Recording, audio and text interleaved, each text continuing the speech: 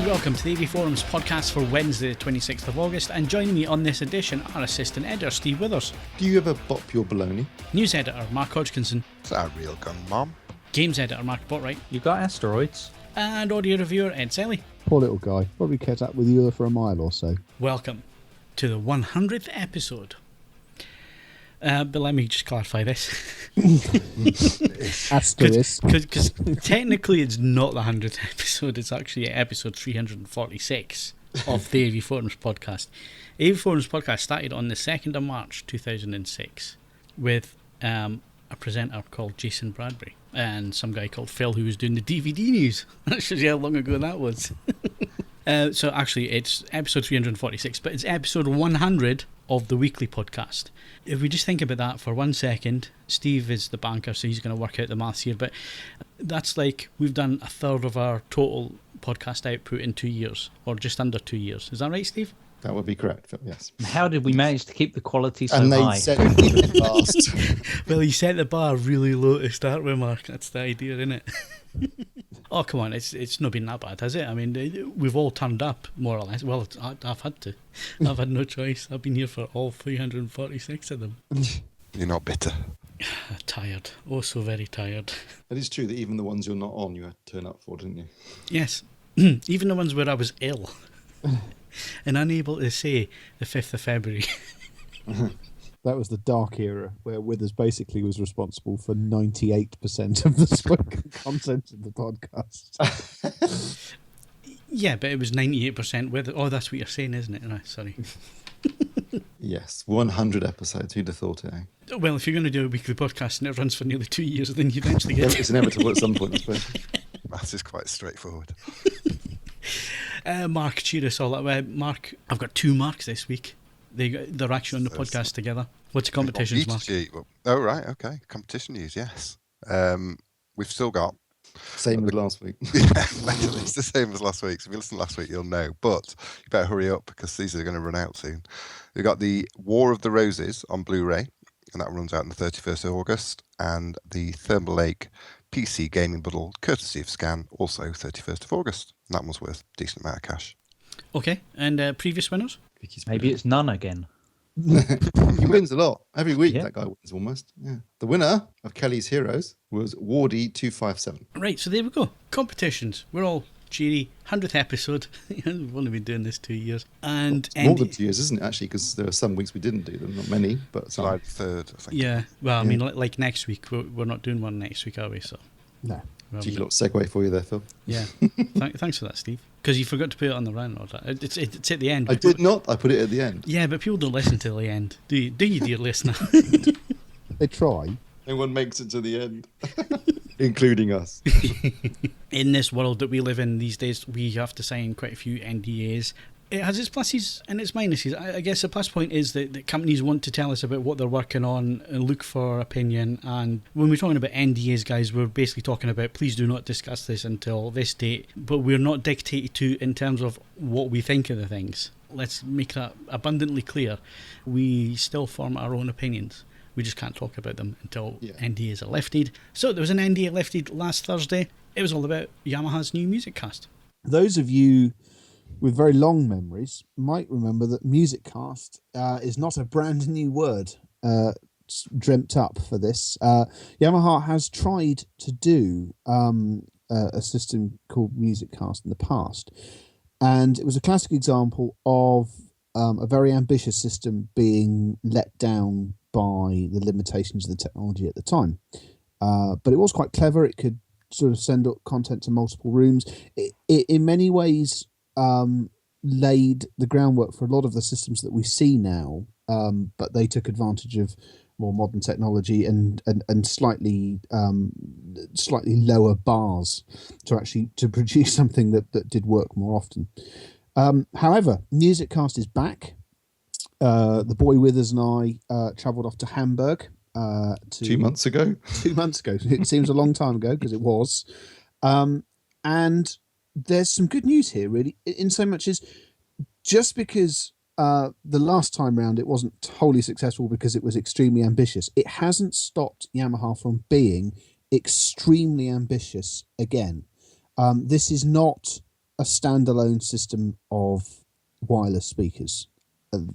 I think Yamaha quite rightly have taken the decision that that everyone's doing that. What's the point?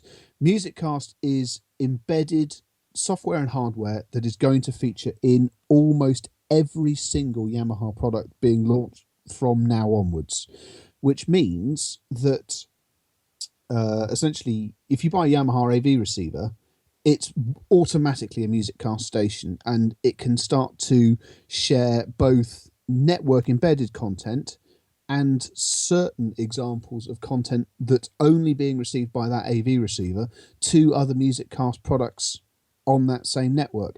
And the range of bits and bobs is absolutely bonkers. I'm struggling desperately to find the number because I can't remember what it is. The obvious question here is, what difference is this to DLNA and Bluetooth? Well, it uses both of those standards for starters. What makes it different, Phil, is that the degree of finesse in getting the bits to talk to one another is a great deal lower, because whereas with certain sort of noble exceptions, with a DNLA product, each product is talking to the same library, but they're not generally speaking aware of each other much beyond, say, doing party mode or things like that, where you just have everything going through the same, or every unit is playing the same thing. One particular piece of witchcraft that Steve and I had a demonstration of in Hamburg was that you mentioned Bluetooth. If you Bluetooth material to certain MusicCast receivers, they can then send that content onto other devices. And I've never seen that before. For as long as I've been using and working with Bluetooth, it's always been a fixed relationship between a transmitter and a receiver. So certain Bluetooth devices can then be used to beam content all over the place. If it goes to one MusicCast receiver, they can then be picked up by multiple MusicCast receivers, which is very, very clever. And that is also, interestingly, not necessarily limited to Yamaha Bluetooth products. No, not at all. Which is very cool. And then, so you've got Bluetooth and this very convenient sort of items at the other end, at one end of the of the spectrum, and then at the other, unlike a number of these sort of rival products, it's fully 192 kilohertz capable. Notionally, it's supposed to be DSD capable. 8 content that receivers are receiving over HDMI. Some of that can then be sent off to other locations as well. It is staggeringly ambitious. It does, if you really do decide to go all in on it, there isn't really another sanely priced alternative that can match it for the number of things it can send around and the number of sort of various devices and sizes and product types that you can send it to. It's dangerous being ambitious, isn't it? Oh God, there are some huge potential pratfalls. One that was grudgingly sort of acknowledged at the launch is MusicCast isn't a mesh network system that uses your existing network infrastructure. Now, if you are feeling ridiculously bold and you want to start biffing 192 kilohertz music streams around the house wirelessly, fundamentally, it doesn't really matter how many MusicCast products you've got in the house. Most home networks won't stand up to more than 2.5 of those sort of streams being used at any one time. So you can, if you really want to go for it, it probably holds that you either want to start using Ethernet over mains, or all wired traditionally, because the chances are it will quite happily overwhelm a normal domestic router. That strikes me as the big limitation. But equally, I do know that obviously we've waited a tremendously long time to tell anyone about this, but Yamaha has been putting the legwork in on this for a very long time. There's been a lot of work going on behind the scenes. So the proof of the pudding will be when we start to test it. But general consensus is that it's hopefully going to be fairly stable and easy to use. With regards to sending on information, so does it almost work in like a kind of relay system then? That kind of it chains, so it sends it on to something else within the house? Everything routes back to, as far as I can work out, most things work back to the central hub, although the Bluetooth stuff can't be doing that. So I think it's a weird mix of certain things communicate directly and other things they switch back to the router. But that's something that would probably be easier to work out as and when we get a review set in. We can probably start to work out how things are communicating and whether they're going back via the central point. So is this the kind of thing they're kind of hoping is, say, if people are buying, I don't know, like multiple sound bars or that kind of thing, that it creates like a multi-room system, and then they'll buy other products from the same range? Broadly speaking, that seems to be it. Yamaha, they've got a big product range. I mean, they compete in multi-channel AV, stereo. They've got lifestyle products. They are, as we know, a major player in the whole sound projector business. What they're doing is, for no real additional cost, they're incentivizing you to just keep it in-house. Because if you've got a main Yamaha setup, if you then think, I could do with a sound projector, you go with the Yamaha one, and you actually get the ability to squirt content from your main room up to the other room, essentially for no additional cost, which is quite cool. I'm launching one this year. Are you? Yeah, it's full cast. Basically, you have one system in one room, and if you want to hear it in the next room, you just turn it up. It's brilliant. I can't possibly see any limitations. I can. The stability looks total. No licensing issues, no Wi-Fi issues. Don't even need a router. Just make sure that you live on your own, and you got very understanding neighbours. I don't have any neighbours. So utter isolation, perfect. Yeah, totally. I think it was massively impressive, and as Ed has just said, very ambitious. Obviously, the proof will be in the pudding when we get a chance to actually test these and find out whether it all works as they promise it will. We won't know until we actually test them. But so far, I was very impressed. What I do like is the thing we've been talking about, which is the idea that you haven't got to buy into this ecosystem all in one go. You can gradually piecemeal add to it. But because every product pretty much from now on, there's a Yamaha product will involve MusicCast. Some of the receivers that have already gone on sale will have updates coming soon to make them MusicCast compatible. So, like for example, the RX 850 that I'm reviewing at the moment, that will have MusicCast. Why go MusicCast? Why go what's the other one? Is it Music Flow? LG's? That's LG's version. Yeah. And Samsung have. So why go with these proprietary systems and not just MusicCast has got certain USPs, specifically this ability to shunt content that a receiver is receiving over HDMI as encrypted content to other speakers. So you can just say, Formula One commentary, football match commentary, something like that, just being able to just send that, the same, what you're hearing in the main room, to another location whilst you're prepping something, or I'm tidying up after my son's destroyed something else. That's actually, it's very, very hard to do. It's not part of either UPnP or DNLA. This is sort of unique to them. It is, and it's something I could genuinely see myself using. I do think that that's quite a cool thing, because Sky Multiroom and other services, they are pretty expensive. This is just, if you like, just the ability to keep up with stuff that's happening in other locations, and that's not bad. So Like just so I get this right, that only works with the audio stream though. Best as I work, as best as I, yeah. I think the fact you can connect a Bluetooth device to one of the other MusicCast devices, and then that can stream that audio back into the MusicCast network, again, is quite a good idea, because it means you can do exactly what you just wanted to do. There is, you don't have to necessarily have all Yamaha products. You can still feed it into the system. The point, I think, is that it's there for you if you want it. If you don't want to use it, you don't have to use it. But it's there within their products. And I think that's quite cool, because most of the other manufacturers, they have a number, say, for example, Denon, they've got HEOS, that says a range of speakers, wireless speakers that you can use to create a multi-room system. And there's a bridge, a link, a HEOS link that you can use to bring your receiver or whatever into the network. But, it's not in every single Denon product. It's just within this group of HEOS products. Same with Music Flow is a group of Music Flow products. Same with Samsung's version. The idea that it is within all their products by default, I think it's quite clever, and clearly technologically quite clever as well, because it means that you can, like I said, you don't necessarily think, maybe initially you don't think, I don't really want a multi-room system. I live on my own, I can listen to it in that one room, but it's there. So maybe one day you think, well, actually, what, I can put a little speaker in the bedroom, and I've got audio in here too, and I can do exactly what Ed just to put one in the kitchen so I can listen to the football commentary or whatever. That seems to me to be quite clever. When do you ever listen to the football commentary? Well, I didn't mean it personally. But I do like that. So as long as it works, and that's obviously the $960 million question is, is it going to work effectively across a whole network of products? Don't know, but it certainly looks impressive. But we didn't really get a chance, did we, Ed, to actually see it in operation? Well, no, it was a very peculiar set of product demonstrations where it was a very Alice in Wonderland episode where you'd arrive at a station, they'd have just slightly too little time to tell you everything you really needed to know about the product.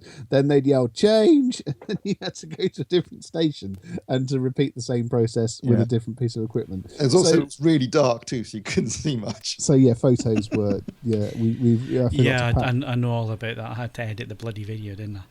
You create like bounce it off your head or something and direct it. You should have got Ed to aim the torch function on his phone at the head. That would have been that. Brighten up the whole room. Right, okay, so that's it, MusicCast. There are 2 features on the homepage as you speak. They'll still be there on Wednesday. One explains what MusicCast is, and the other one goes through all the products. And there's also a video there as well, which quite challenging to edit that video. So go and watch it. It's interesting. Can I just say one thing, which is there's obviously a whole range of new products being launched too, which support MusicCast. But one of the things they are launching, which I thought was quite interesting for those who like soundbars, YSP 5600. It's going to be the first soundbar that supports DTS:X and Dolby Atmos. So that'll be interesting. I take it's a sound projector. Make it work from a single point source. It's Yamaha's technology. And also, Ed, let's be clear about this. It's a whopper. It's absolutely massive. If you've got any point of saying that, the problem with soundbars is they just don't look serious enough. This is the soundbar for you. It's like a storage 44 speaker array. Okay, so that's MusicCast. Let's move on swiftly because we're not around next week for the weekly podcast. The games podcast will be in our place. We'll come on to that in a little bit. The reason there is no podcast next week is that it's a bank holiday on the Monday, and then the Tuesday we're all packing our bags for 5, well, certainly for me, 5:30 flights in the morning out to Berlin for IFA. It's that time of the year again.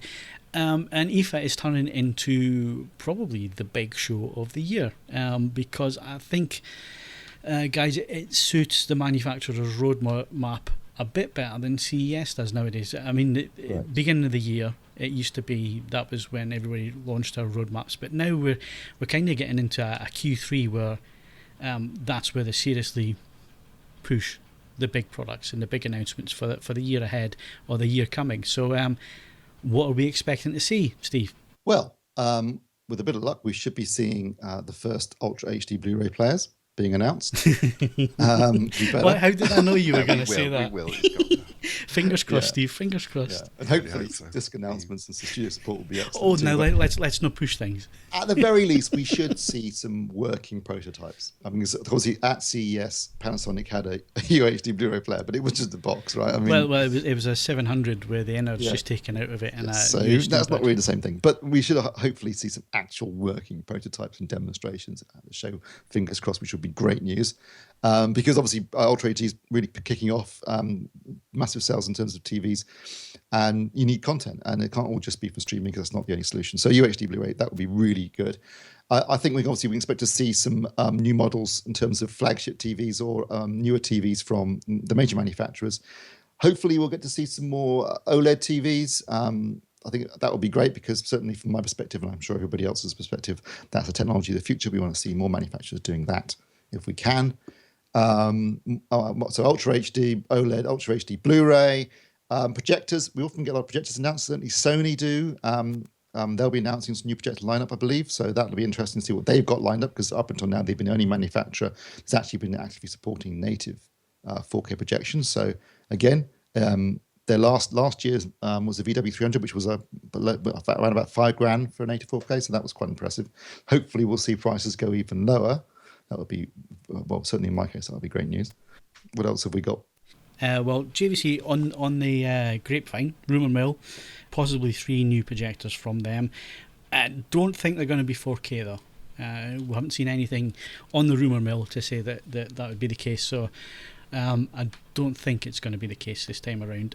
Funnily enough, you didn't really mention HDR, Steve, in your product roundup there. I think IFA could be the big first, because it's a public show. Let's not forget that. Unlike CES, which is a trade only, show. This is open to the public from Friday. Unfortunately for Ed, he's there when the public in the Great Unwashed are walking around. We get there on press day and then we bugger off before the crowds come in, which is great. Can't play proper German heavy metal t-shirt bingo unless the general public is there. No. I did resist from our roundup this morning putting in that you would be looking for some German sausage. I did resist on that one, Ed. Wow, it's only taken 4 years. You've said it every other year, I think. So. Yeah, but let's face it, you will be in the white goods area looking for free food. Let's not beat around I don't know. I've said before, I do find the white goods area genuinely fascinating.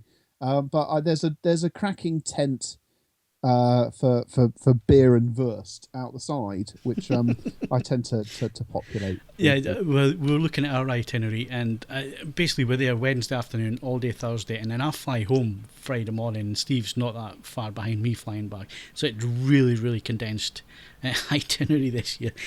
And he said to me, well, you'll have to have a big breakfast because we're not going to have much time for lunch or anything like that. And I was like, nope, I'm having my currywurst. You make it sound as if Steve has to take a different flight. He does. Yeah, he does. Like it's the royal family. No, that's just because I go north. Anyway, so back to the point in hand. HDR. I think this is the first time the public's going to get to see it, Steve. I think this, if it's done properly and like the demos that we've seen, where it does look like a game changer, where you're actually seeing the latitude in the image from the blacks to the whites, and without retina burning brightness, which is what it's not about. I think it could be a good barometer to see what the public think about HDR tech. Yeah, true. I guess we'll have HDR. Hopefully, we might get some more news in terms of standards going forward. So 10-bit video, wider color spaces, DCI, I guess, along with HDR. So that'll be interesting. I'm trying to think. I guess I might get a chance to see some feedback from the general public on the Friday. And as you say, it depends on what the demos are like. I guess that's going to be the big selling factor. Well, not saying the big news point at the end of this year is going to be HDR and whether it really is a game changer, whether it gets that kind of buzz factor that we think it will. I think it's certainly in the demos that we've seen, you notice HDR more than you do the extra resolution of 4K, and HDR doesn't necessarily just work with 4K. You could get a 1080 Blu-ray produced in HDR. There's nothing stopping that. Whether that will happen or not is, I don't think that will happen, because how many 1080p TVs have we reviewed this year so far? We're into August, and I think we're on 3. Yeah, I'm on my first. Yeah, exactly. So it's technically possible that normal Blu-rays at 1080p could have HDR. I don't think we'll see that. I think we'll see HDR and 4K married together, and I think HDR will push more than the resolution side of things. And the other confusing thing is HDR photography and HDR in video, not the same thing, people. Do not mix them up. It's not the same as HDR in photography, which makes everything look fake. HDR in video is about bringing out detail, which is already there in the source material, so 35mm film, 65mm film, and digital video. It already exists. It's just the technology that we have at the minute, Steve. When it comes to the mastering process, it's mastered in 8-bit, 709 colour, so we actually lose a lot of the detail, especially in the brighter areas of the image. Yeah. All mastering done currently at 100 nits as well, isn't it? I mean, basically, it's a standard that was developed for old CRT TVs, and things have moved on, things have developed, and now we need to sort of adjust the technology and the standards to suit what the displays are capable of these days. And when you see it done right on a really good display, you can be blown away by the kind of image that we could have next year, basically. Of course, lots of possible good announcements coming. So we've already mentioned JVC, Sony possibly projector-wise. Epson, do we think Epson might do something? I noticed that Cedia's later this year. Maybe Cedia is the time for them to announce something, Steve. I haven't seen anything on the rumour mill when it comes to them in terms of projectors, and nothing HDR-wise either, which I find quite surprising. But none of the projector manufacturers are actually talking about HDR at the moment. No, I mean, I think at the moment their priority is probably HDMI 2.0 with HDCP 2.2 support. That's key, obviously, if you want to be using them with things like UHD Blu-ray players. Maybe trying to get some wider color spaces in there, and 10-bit, I guess, would be the priorities rather than maybe HDR. Maybe. Okay, so it's going to be interesting to see what happens there. Like we say, televisions, should be a couple of big announcements there, which should be interesting when it comes around.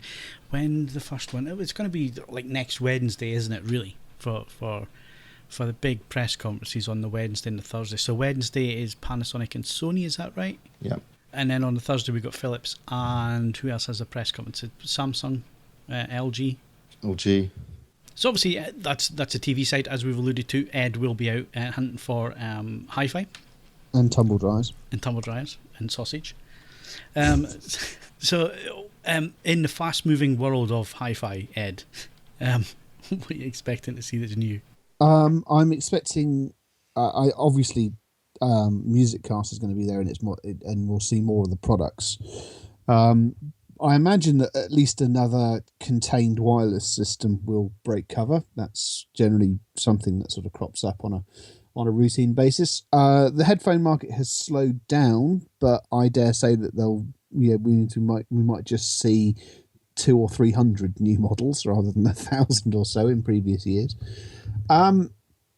And other than that, at this point, I'm not 100% sure. On a slightly, I don't know, does it count as a sort of morbid level? I would be very interested to see how the sort of China hall is in terms of mentality and focus in light of the sort of. You mean the stock market crash of today? Well, yeah, and as I say, I don't think it's going to end today. And there's been other sort of things rumbling on in the background as well. I'll be interested to see what their focus and what sort of services and stuff that they're offering and how they're going about it in comparison to preceding years. Getting back, so audio-wise, we've mentioned headphones and so on. Another growing market is these portable DACs. I would like to see more of this. I'm hoping to see a couple more of these. As I understand it, Oppo has been doing rather well with their HA2, and Onkyo have got one, and so on and so forth.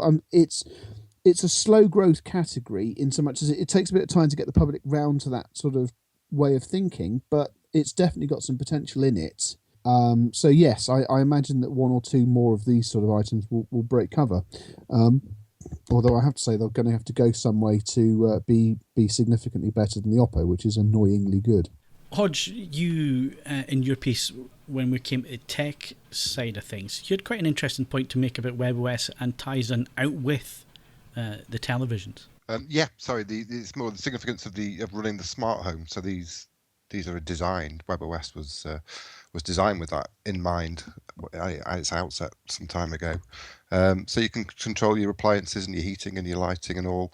It'll all come through the TV in the very near future. So that's what Tizen and WebOS really represent, and I guess and Firefox to a certain extent, although I'm not as sure on that OS in terms of the smart home. But I think that's why LG and Samsung have gone with that particular platform for their smart TVs. So bringing us back to where we started the conversation, guys, MusicCast and systems like that, why is there nobody out there doing a catch-all system like this that will do everything that Mark says there about the smart home and feeding audio and HD video around the house and so on? Video is a tremendously complicated. It's something that manufacturers are intrinsically cautious around. The standard changes every 15 minutes. It doesn't matter how much future proofing you try and put into it, either it doesn't go in the direction you anticipate or it suddenly decides on a new standard seemingly at random. Going back to what I was saying earlier about the MusicCast, in many ways what will be its greatest operating limitation is the actual bandwidth of your own network. If you're installing these systems on people and making use of people's existing routers, even a remotely sort of complex HD level setup is going to overtax a router. And the moment that you start looking at 4K and other niceties, it's just not going to work. The problem is audio has sort of taken the lead here because it's possible to meet customers' expectations of convenience and capability with existing hardware at sensible prices. At the moment, I don't think that same thing is possible with video. Did you agree with that, Steve? Yeah, to a degree. I think also the problem is that creating some kind of all-encompassing system that does everything, not just video, audio, smart home. It's incredibly complicated, and we've already discussed how we maybe think that Yamaha are being very ambitious with MusicCast. But can you imagine having the balls to kind of come out with a system that will do everything, with all the kind of pitfalls that are inherently going to be waiting for them in that? And you know how hard it is when we get stuff in for review. Sometimes you try to set it up and get it to work, and it just doesn't work. And you're thinking, oh, God, if the whole house was like that, it could be a nightmare. Plus, you have to be a company that does all the products to start with, which not all of them do.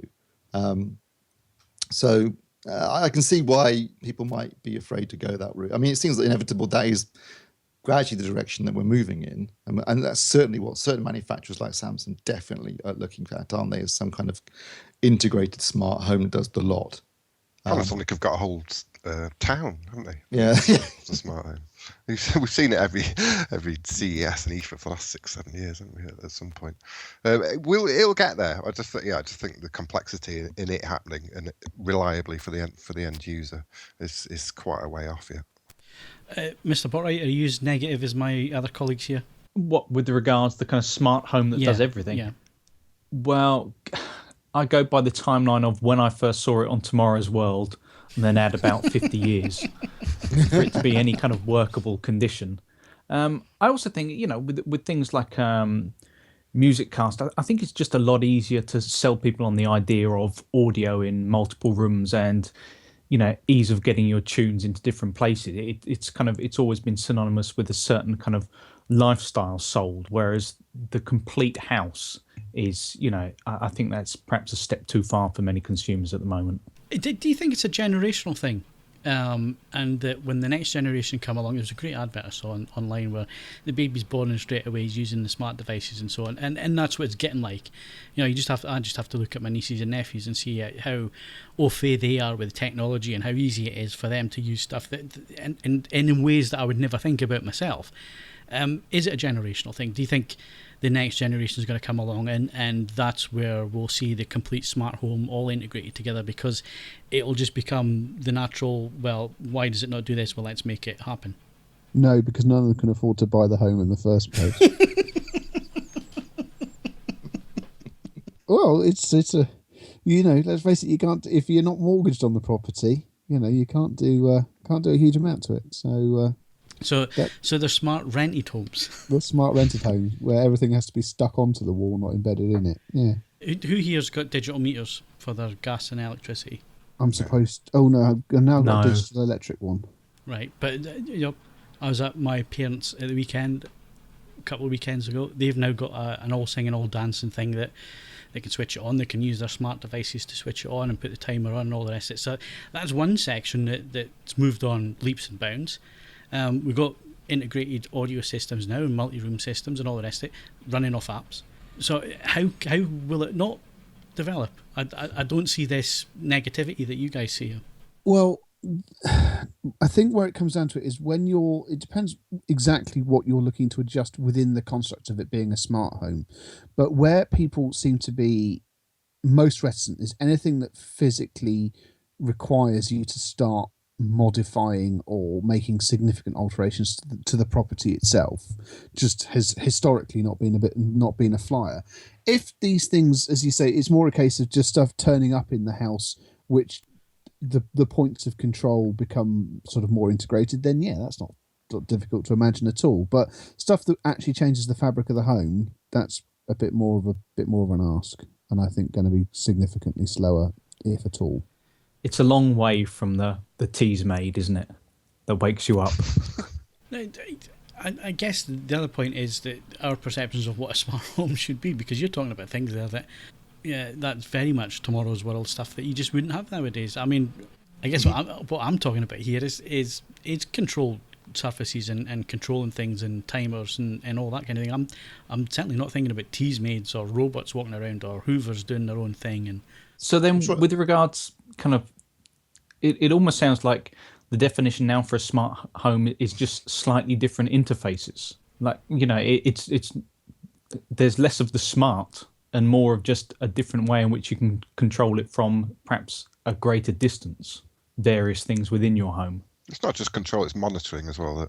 And then I guess the idea is they will become smart monitoring. So if you're using too much energy here, and the home knows you're not in, it will turn off the heating, etc. So stuff like that. That would be the progression of it. But yeah, I think you're right. Just a minute, it's just controlling it through your phone, your tablet, or potentially your TV. Do we want our homes getting too smart? I mean, they become self-aware. Won't let us back in. Oh, I was waiting on this. Self-awareness is not a concern. A hackable home, that's less desirable. Yeah, security. Okay, so we're running over time, like we normally do, but we're at 100 episodes in. So while we're on hardware, okay, almost 2 years we've been at this. The best product in that time that we've looked at? I couldn't decide on one, I'm afraid. So I'll reel you off a few. And these are favourites rather than being strictly the best. I just had the best time. No, that wasn't the question. Oh, I haven't got a favourite. It's not like, who's your favourite child? It's not as unfair as that. It is. It's more unfair than that.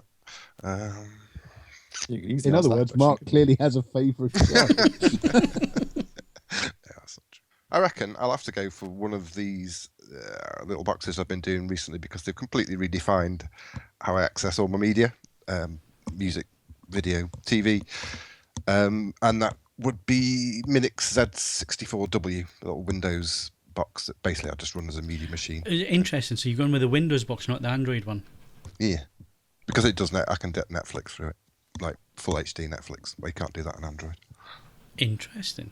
You see, you learn something new every day. I didn't know that. Steve? Did I? I think the product that I love the most, just pure, it's expensive, I'd never get a chance to buy it probably, and loved it, was the Datasat RS20i with the matching 7-channel, 300 watts per channel, proper watts per channel amplifier. That was pretty awesome. For a more realistic price point, the Anthem MRX 710 was fantastic, bringing ARC2 to the masses, giving you a really flexible room EQ. And you went out and bought one, didn't you? Mm-hmm. I did. It was so good. Then TV-wise, OLED. I mean, I love OLED. I don't care what anyone says. Yes, it might have its teething problems and everything, but it's still a stunning picture. Those blacks just blow anything else out of the water. And as a projector fan, I got to love the Epson LS10. Laser projection is the way forward for me. No bulbs, no dimming, longer lifespan, instant on and off. But definitely the way forward. What is the best product? Singular was the question. I know, but I like Mark. When you start trying to think of one single product. Unlike Mark, you said all three, and I only said one. I started with the one I liked best, and then I added a few others in. If we're just doing one product, and actually I can also, this in many ways is the most innovative thing as well, over the last 2 years, the Chord Hugo, because it is just the scope of things it does, how well it does all of those things, and just how extraordinarily good it sounds. Yeah, it's in an absolute sense, technologically, it's in a class, pretty much a class of its own, and it does very much represent how 2-channel audio is evolving, and the nature of the roles and responsibilities of products is changing, and so on and so forth. It is just it's a sensationally good product. It's a manufacturer, if you like, managing to take all the stuff they're extraordinarily good at and then manage to exceed their normal standards in terms of other sort of usability and functionality aspects. I'd also give an honourable mention to the upcoming VPI turntable, simply because it's just one of the most satisfying things to use and listen to that I've used in ages and ages and ages. It was magnificent.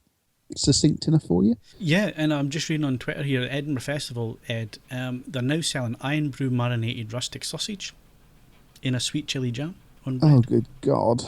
I have to admit, it please be under no illusions, it's this is not a dig at a nation of people, but there are a number of soft drinks I just find just unbelievably sweet, and Iron Brew is firmly in that category. Yeah, I even the sugar-free diet version is ultra sweet. Isn't.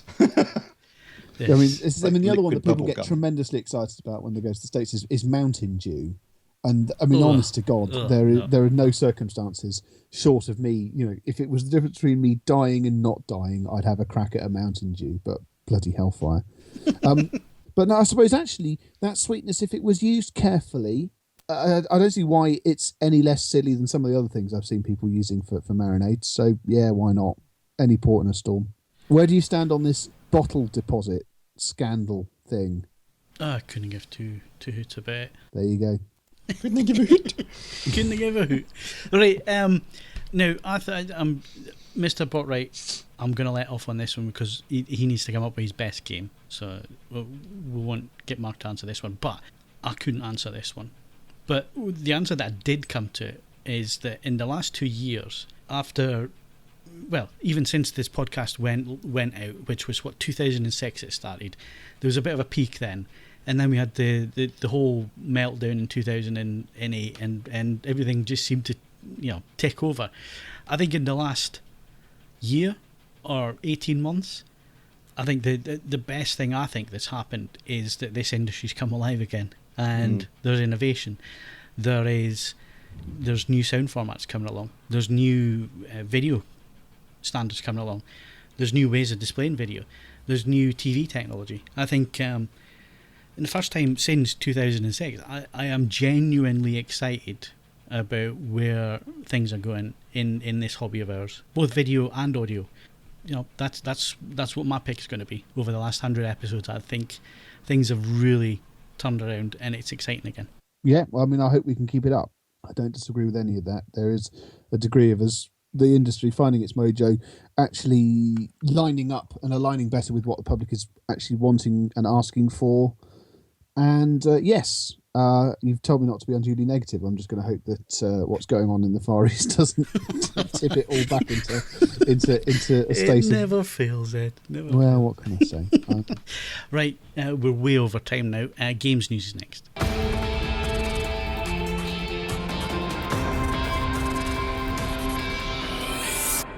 So, Mark, let's start with that question then. Last 100 episodes, best and worst game? I'm not going to go for a worst game because that's unduly negative. But I think if we started, when did we start? Would it have been about roughly? It was July. Let me think. July 2013 we started with this. I'm sure it was, or it was August. It was either July or August. Right. So I can't roll it back to something from June 2013 then. Oh, go on. We'll let you. Yeah, just because, for me, The Last of Us was probably the game of the last generation of consoles. I absolutely loved it. I found it was one of those few games which seemed genuinely, it seemed innovative. It seemed like it could have been written as a film, as a TV show. It was the kind of game that you didn't mind showing off to people who didn't like video games.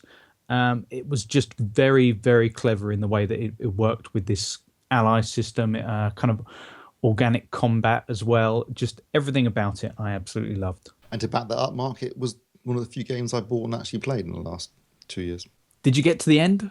No, but I got further than I had on any other game in the last decade. The ending's the payoff for that game. It really is. There you go then, Steve. Your challenge, should you accept it? Right, and moving on to a more serious note, Mark. The Games Podcast, it didn't turn up so far this month. It's because it's going to appear next week, hopefully, while we're all away in IFA, and it's the last Games Podcast ever. Yes, sad news. Things have just kind of reached their natural conclusion with regards the games coverage in general. I think time constraints and real life have caught up with everyone. Even trying to get everyone together via a round-robin email is proving tough. It's like kind of blowing on the conch shell in Anchorman or something. So getting everyone together for a Skype call proves even harder. So it's the last one. We went a bit off-piste with this one. A little bit less in terms of news, a little bit more looking back at some of the games that we've enjoyed. And strangely enough, I think my final review was for Godzilla, which seems a strange note to be going out on. But yes, good laugh, good fun, and just, thanks to anyone who's listened. And tissues at the ready? It's not that sexy. It sounds like it's going to be very hard to masturbate to, if I'm honest, Phil. Oh, dear me. In all seriousness, our thanks to the games team. Things are wrapping up, and it is a shame that life does get in the way, and you guys volunteered your time, put these reviews in. They were all high quality. It's just that when you look at the games side of things, if you look at the games industry, you look at what people are reading in terms of games. It was always a fight to do something a little bit different, Mark. Yeah, I think it's an incredibly crowded field already. It was when we began. It's even more so now. Proliferation of sites is just kind of spectacular these days. And also, yeah, as you say, we're dealing with guys who are just enthusiasts, volunteering their time, putting out content as and when they can. And, it's a very, very competitive market. Okay, so that is the Final Games podcast. It will appear hopefully next week. We will put a marker up on the forums, and it'll be on the homepage as soon as it's published. Do go and have a listen to that. And like we say, everybody on the weekly podcast, I know Stuart and Vicky as well, thanks to the games team. The work that you've done has been first class and stellar. And we wish the guys all the best in the future with new jobs and understand there's girlfriends moving in and all sorts. So best of luck with that. Real life has taken over. It happens to everybody eventually. That also, of course, means no more weekly games news. But you're going to stay around, aren't you, Mark? Yeah, I mean, you'd miss us if you weren't here. I'll probably still be kicking around here and there. And is that games news? I think that is games news. For the last time? Yes.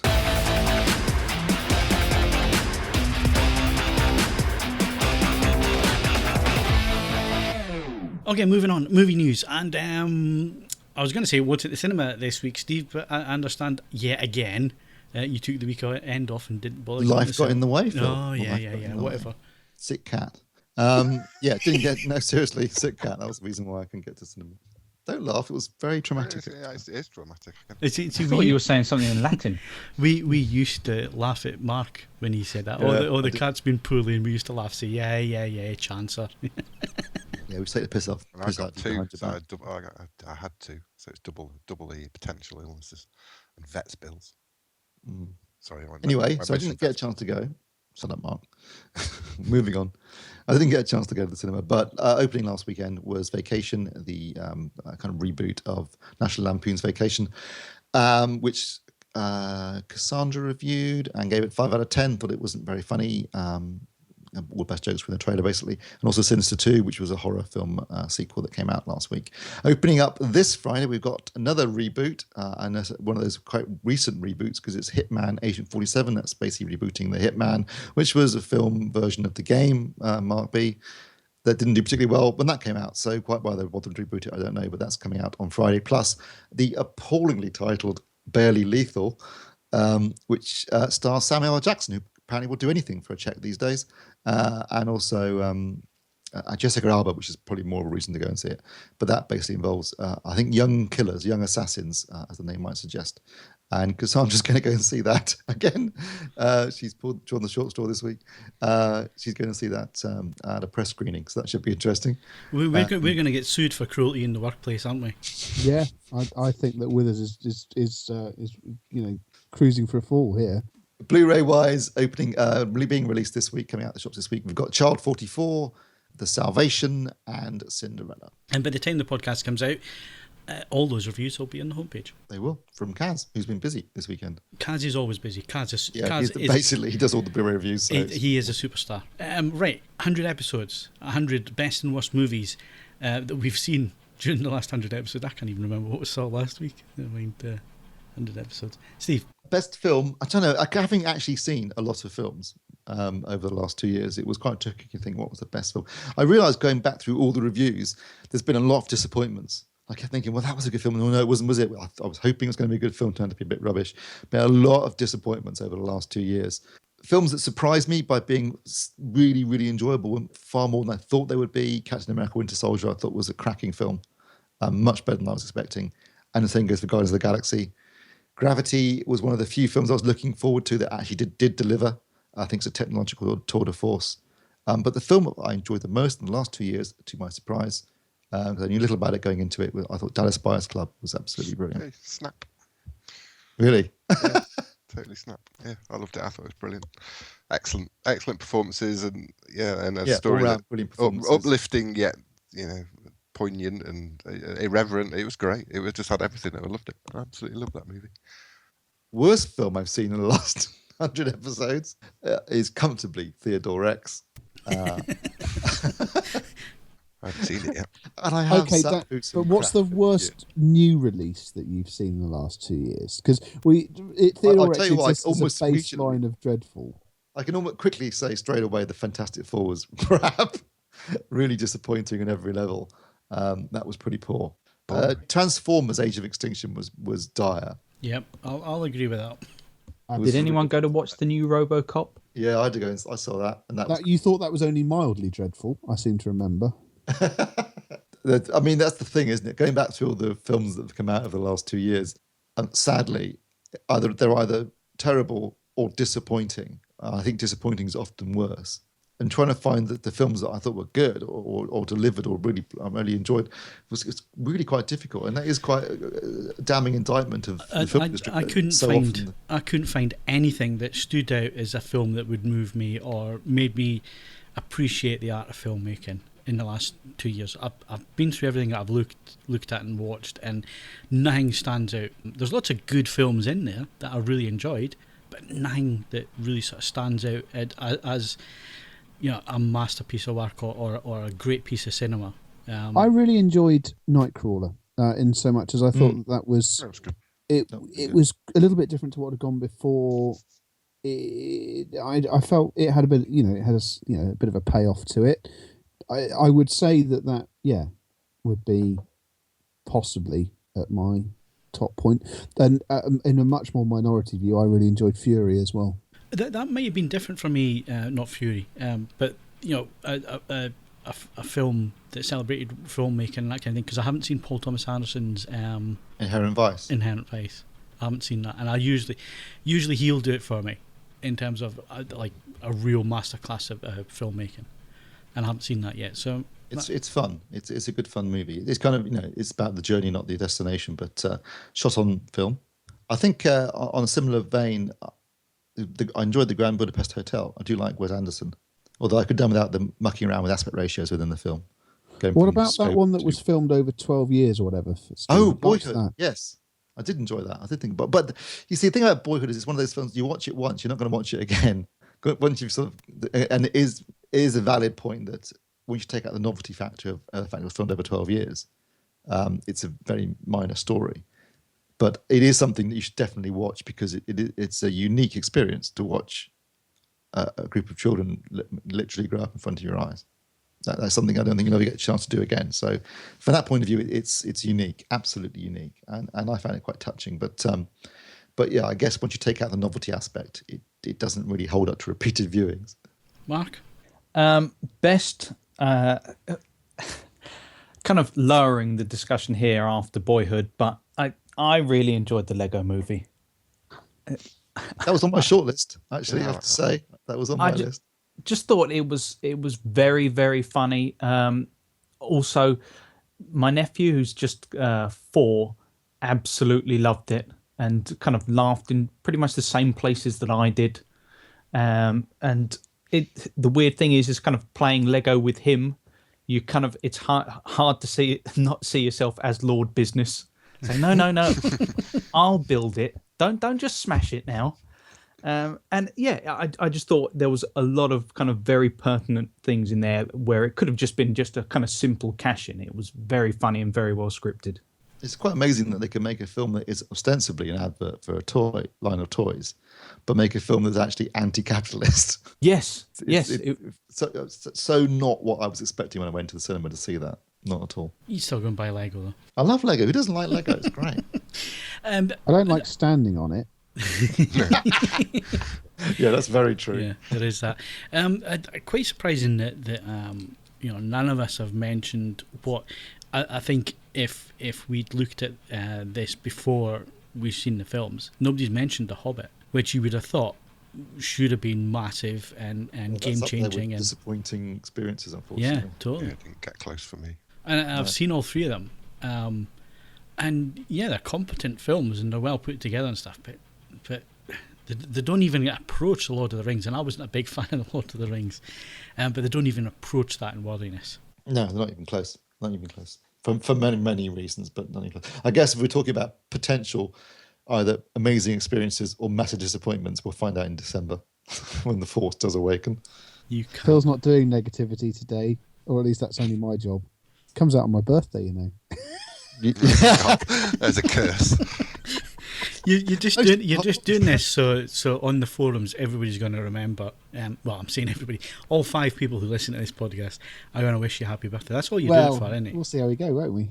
So, as I say, I watched. You've reminded us 10 times. I will still forget that's your birthday and be more concerned about seeing Star Wars. Well, I'm sure you will. I mean, I say the idea of going to watch a film that big on the release day.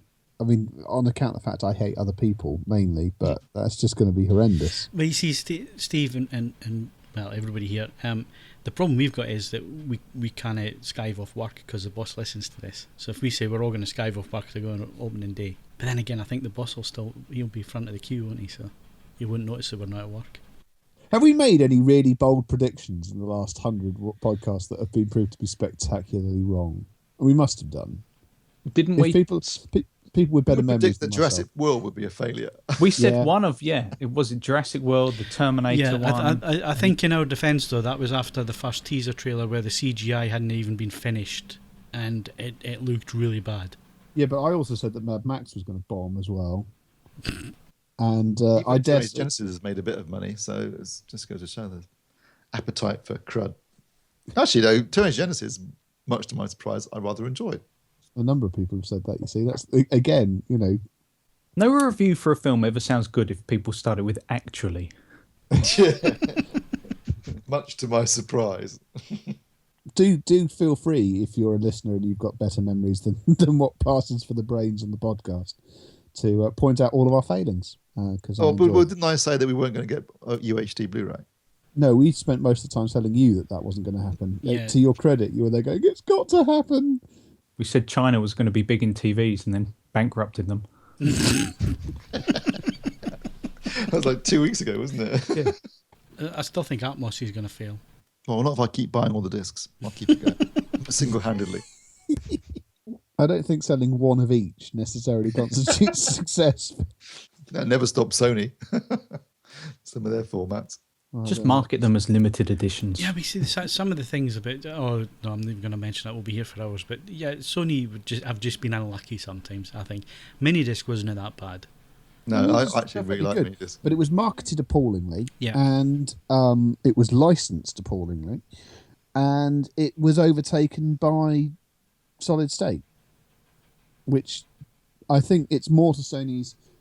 There's no sort of condemnation of Sony about Minidisc, but Sony's utter misreading of the post Minidisc environment with digital audio players, that has to rank as one of its most spectacular failures.